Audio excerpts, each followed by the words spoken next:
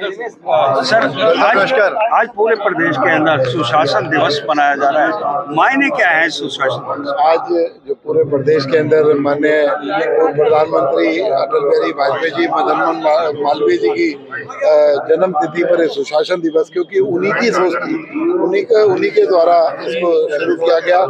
आज जो सुशासन दिवस हरियाणा की सरकार बना रही है कि किस तरीके से जो सरकार की नीतियां सभी लोगों तक समान रूप से पहुंच सकें और लोगों की समस्याएं सरकार और सरकार के मुखिया तक पहुंच सकें, इसको सुशासन दिवस कहते हैं। और अधिकारियों से के माध्यम से उस नीतियों को लोगों तक सुचारू रूप से पहुंच सके, यही सुशासन है। इसमें पारदर्शिता रहे और लोगों को एक मैसेज जाए कि हरियाणा की सरकार का क्या सोच है और क्या विचार है। सर, चुनावी वर्ष रहा 2024, किस नजरिए से देखते हैं? विधानसभा चुनाव हुए, लोकसभा चुनाव हुए, किस नजरिए से देख रहे हैं, किस पायदान पे देख रहे हैं? देखिए, आज जो सरकार की नीतियां, चाहे देश की सरकार की नीतियां हो चाहे प्रदेश की सरकार की नीतियां हो, लोगों ने उनको एक्सेप्ट करने का काम किया, उसको पसंद करने का काम किया और उस पर मोहर लगाने का काम किया और तीसरी बार पूर्ण बहुमत से भारतीय जनता पार्टी। रोहिंग्या मुसलमानों को लेकर के हरियाणा प्रदेश में भी सर्च ऑपरेशन चल रहा है, दिल्ली में भी चल रहा है, तो कहीं ना कहीं आशंका है कि रोहिंग्या जो मुसलमान है वो हरियाणा में भी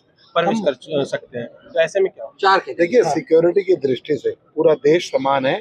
सभी, चाहे देश की सरकारें हो चाहे प्रदेश की सरकार हो, अपनी सिक्योरिटी, लोगों की सुरक्षा चाक चौबंद रहे, इसके लिए प्रयासरत रहती है। गोयल साहब, बड़े मुद्दे हैं।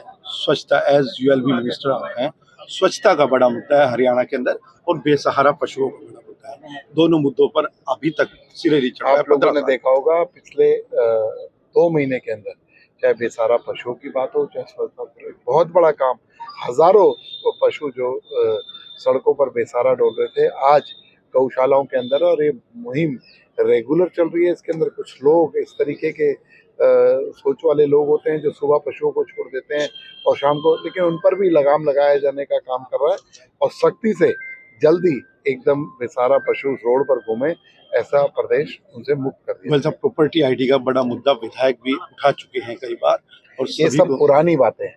प्रॉपर्टी आईडी के लिए जब से नायब सैनी जी के नेतृत्व में तीसरी बार भारतीय जनता पार्टी की सरकार बनी है, रेगुलर समाधान दिवस के माध्यम से उसमें करेक्शन करके, जब इतना बड़ा परिवर्तन और इतनी पारदर्शिता लाने का काम रेवेन्यू रिकॉर्ड के अंदर किया जाएगा, तो छोटी मोटी समस्याएं होती हैं लेकिन उनको भी रेगुलर दूर किया जा रहा है। और प्रॉपर्टी आईडी को लोगों ने एक्सेप्ट किया है, उससे आगे भविष्य में बड़े किसी भी तरीके के कोई ऐसे काम ना हो सके कि किसी के साथ कोई फ्रॉड हो या कुछ हो।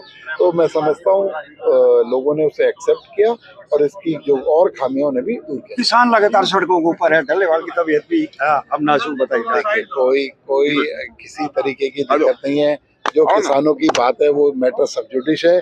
और उन्होंने जो एमएसपी की बात की, 10 साल में 14 फसलें एमएसपी पर खरीदने का काम किया और 24 फसलें एमएसपी पर एक एक दाना खरीदने का काम हरियाणा की सरकार कर रही है। किसान भाई हरियाणा की सरकार से किसी तरीके से त्रस्त नहीं। साहब, प्रशासन की बात करते हैं, भ्रष्टाचार सबसे